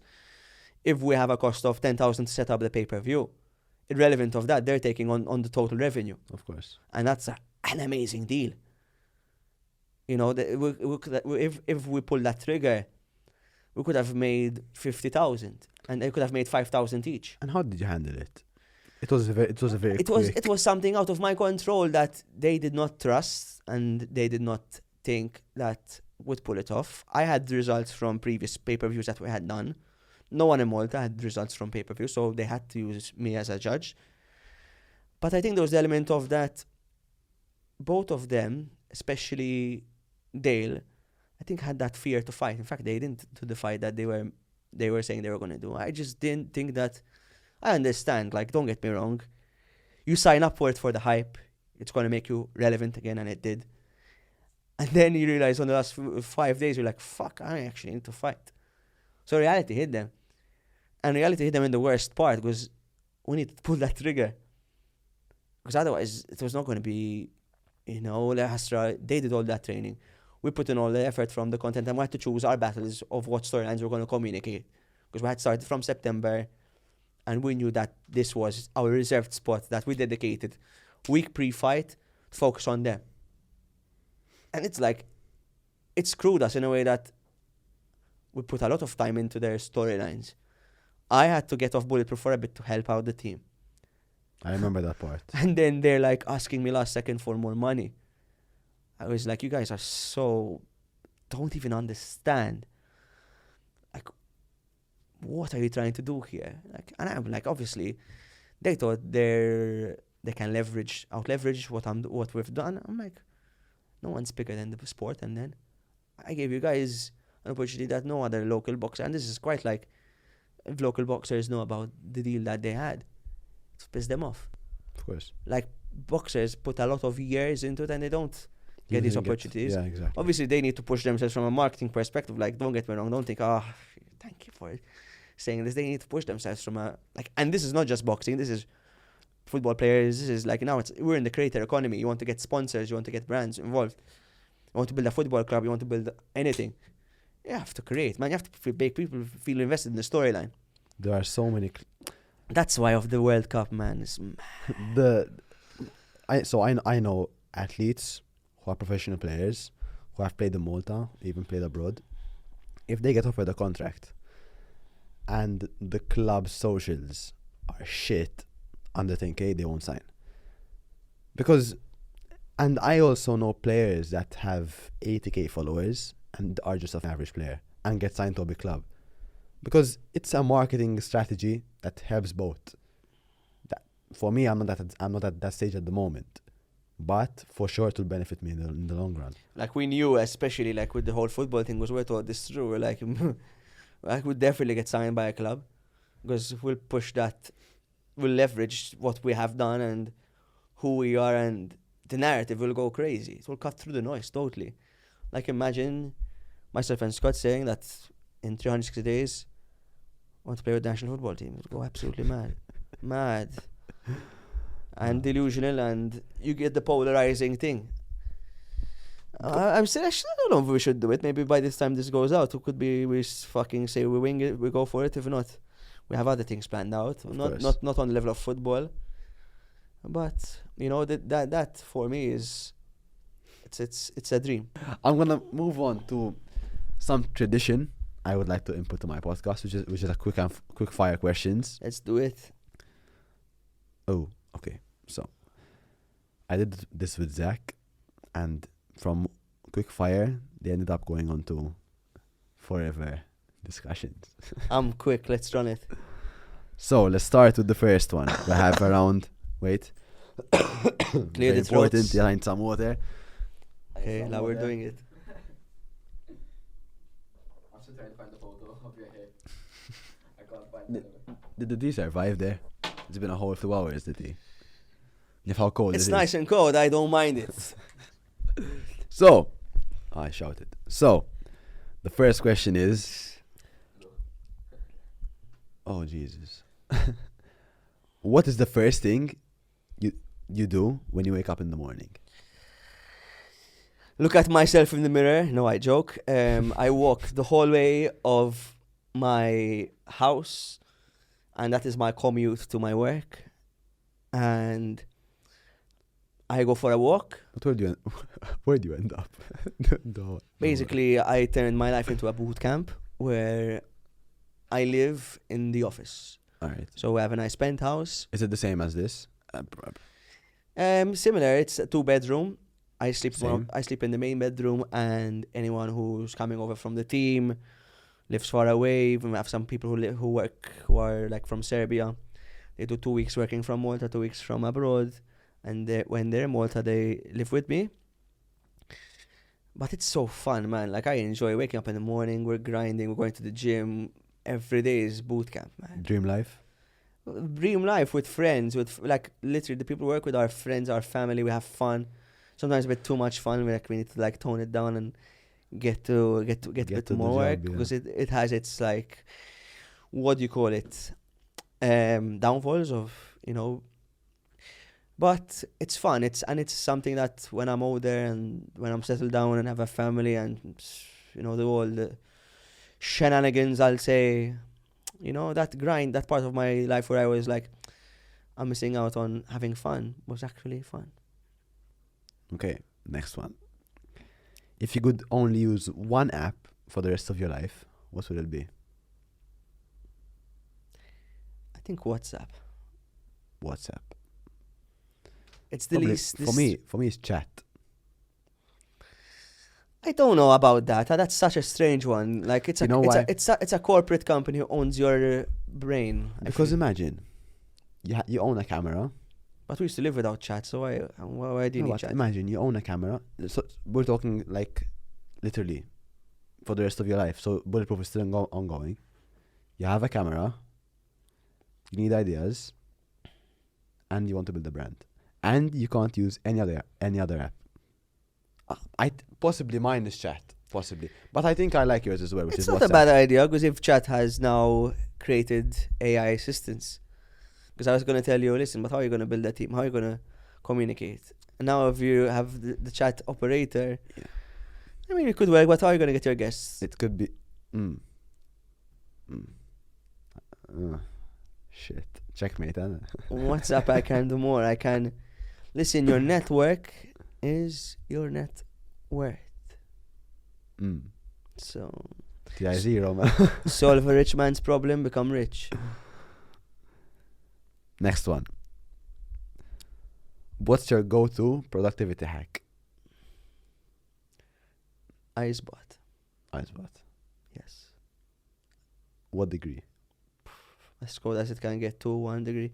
If you're doing a Hilton ice plunge at 12 degrees or a 6 degree, that's not even an ice bath.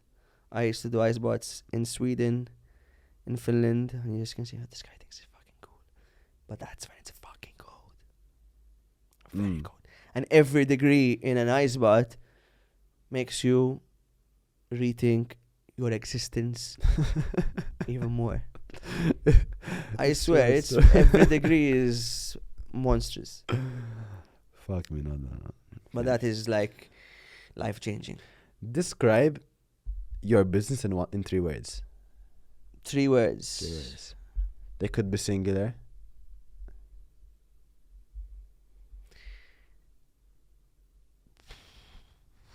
Oh my god, this is interesting.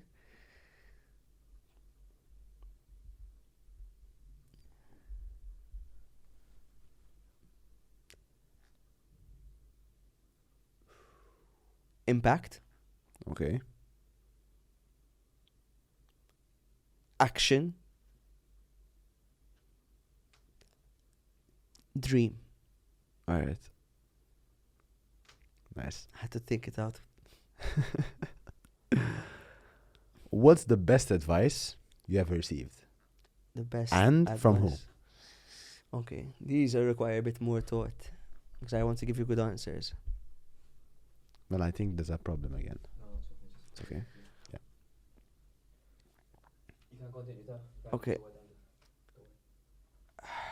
I need to Google this I need to get it correct. Sometimes I mix it up because it's 3 words. I'm gonna actually mention mine. Go for it. Work so hard till you no longer have to introduce yourself. That's good. Mommy motivation. That's good. Like the parents have the wisdom. They're like books, man. They're so funny. They're good. Like- They're good. They know what they're talking about. What's yours? Perfection's the enemy of good. Meaning, do not over strive for perfection. By who? A friend of mine who recently came into my life about 6 months ago, and I don't come across people who My very good friend. understand strategies and this like it's My very good friend. no, I don't think you know him. He's very well versed Alright. and he knows who he is if he's watching. He could be watching. Yeah, watch. You have to watch. You have to watch. He knows who he is, but he's been a very good mentor for me the past 6 months. Sometimes I do like mentors who I can really like look up to, and funny enough, we really clicked. Perfect. There needs to be that. Everyone has that. And they come in your life when you're like putting yourself out there. That's the thing. Like when you're creating this content, and now everyone's catching on. They're seeing this toast guy go viral, and they're like, you spend tens of thousands a month on marketing, and this guy is just putting. fucking killing it. Yeah. This guy's got an Android phone that's not even that like powerful, and is out competing Red cameras and all these fucking cinematographers who are filming for socials. When at the end of the day, it's, if you're in cinema, create a movie. For sure. If you were in building Bulletproof, what would you be doing? Sorry, in 2 words. Singular. Or if you want. Create ideas, direct reality. Dream, do. Right. Still the same, you know. Still the same, but it could be different. Still the same, and like even like I said, I have a bit of now focusing on my personal based content. A lot of people have been telling me to do it for a while. It's fun, and I do what you want to do, but have that impact, man. Even if you're younger, like you're 15, you're like an outlier already just by creating and doing. Man, if I was 15, I was doing that shit. Man, stay hard on that, huh? Stay fucking on it. Oh, like at 15, I had my own business, but not at that guy. You're like, talking like Stan Brownie and Mr. Beast level. Like if you go on to his email, the orders. Listen, I was blessed with working with some of these big names, like Stan Brownie and all of these guys. They started at his age. We're fucking. The amount of money, no, we're never too late. The amount of money, now if we're talking money, like they're making, is the money that you'd never need to think about money again to live a very comfortable, financially free life.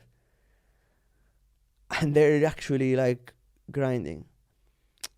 It's crazy. Like the brand deals they would be getting. I'm going to ask you 2 more questions, which I have here, because one of them is very relevant, which I'm gonna tell you right now. Run it, yeah. 2 more. I know the answer. Tea, coffee, or energy drinks? Tea, coffee, energy drinks. The middle one. Coffee. I knew it. As soon as he came in, do you have coffee? Not even high. Do you have coffee? You know, we need to stay amped up. It's 7:30. And now it's 10. Jesus. We've been talking for a decade. I was thinking about Fucking- going to the gym, but I already planned it for the morning. If you could have dinner with anyone, living or dead? Living dead. Jesus. Who would it be? Dead or alive.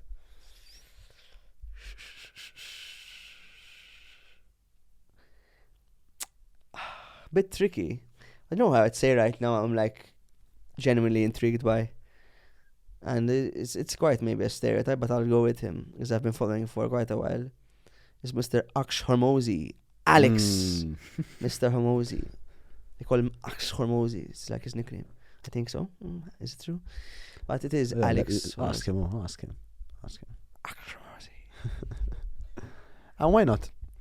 I don't want to get into this conversation because I spoke about it with, and it can't be too long because I have to present something.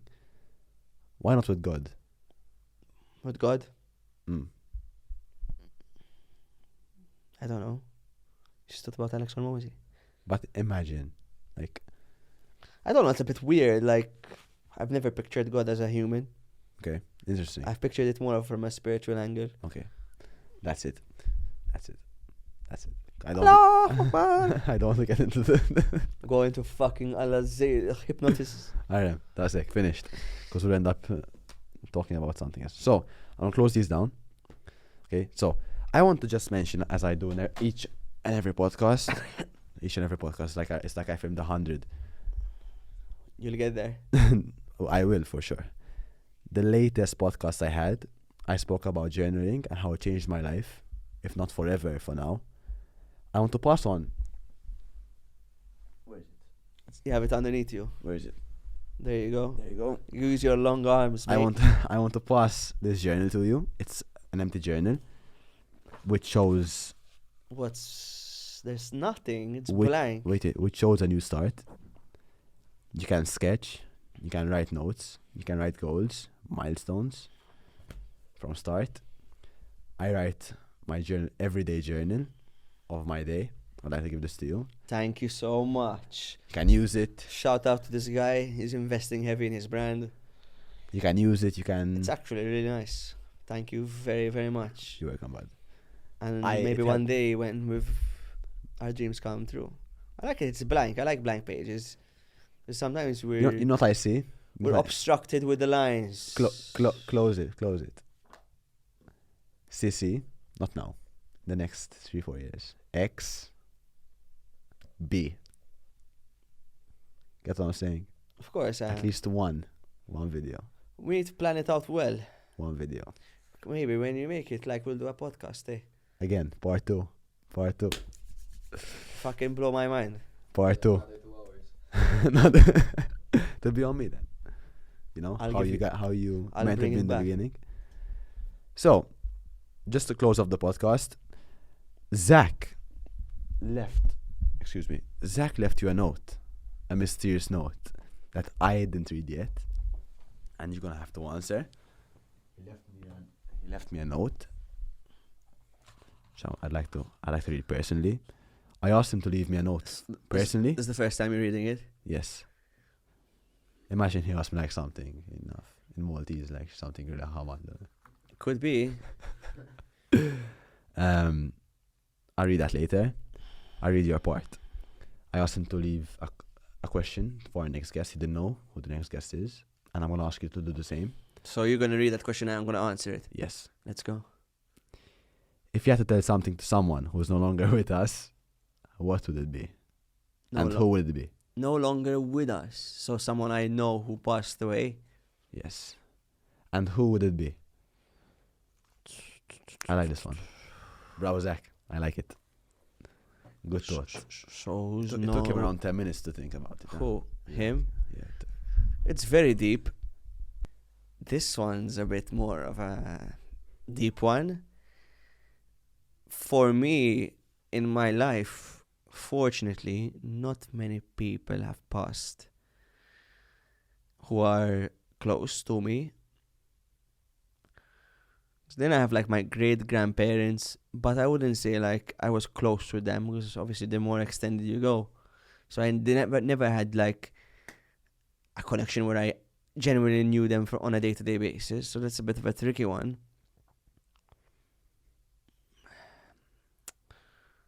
To be honest, I really don't have one.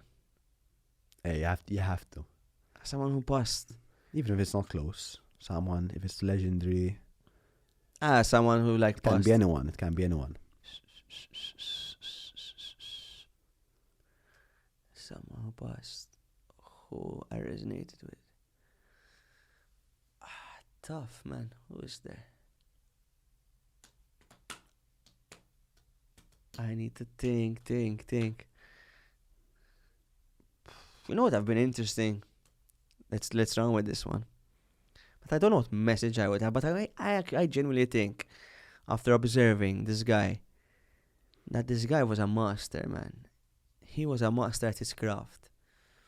He wasn't as crazy as you would have thought he was if you observed him properly. And that is Diego Armando Maradona. That guy is a fucking master. What do you have asked him? I think he's a chess master.